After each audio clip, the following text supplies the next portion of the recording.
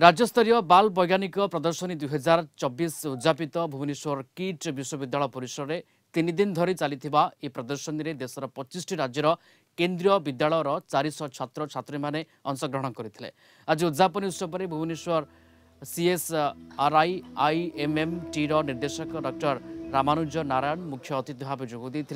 यह अवसर में छात्र छात्री मानू कही तुमे माने आगामी दिन जड़े जीव वैज्ञानिक तुम देश जमीती गर्व कर भल पढ़ी देशर ना रखा दरकार बोली से कहते।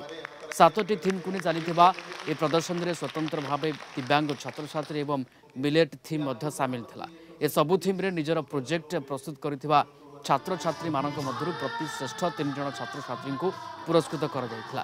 किट विश्वविद्यालय समस्त प्रकार सहयोग साहाय्य पई किट किस प्रतिष्ठाता डॉक्टर अच्युत सामंत और किट किस क्रीड़ा महानिदेशक डॉक्टर गगनेन्दु दास को धन्यवाद दिया जायतिला।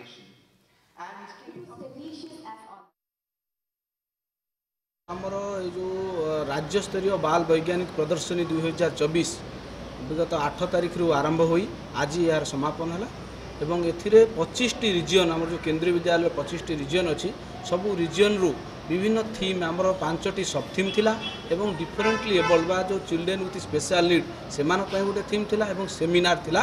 एपरी आमे 7टी थीम को लेकर आम प्रदर्शनी करैथिलु एवं प्रति थीम रे प्रति रिजियन रु 3 जन जो माने सेमानक रिजियन रे फर्स्ट सेकंड थर्ड होती से पार्टिसिपेट करते। अराउंड आम 400 पाखापाखि आमर चिल्ड्रेन ये पार्टिसिपेट करते यहाँ द्वारा से गोटे साइंटिफिक टेम्परामेंट डेभलप होती पिला माने बहुत खुशीर सह यही प्रदर्शनी रे भाग नहीं से निजर जो साइंटिफिक एटीट्यूड को ये प्रदर्शन करते।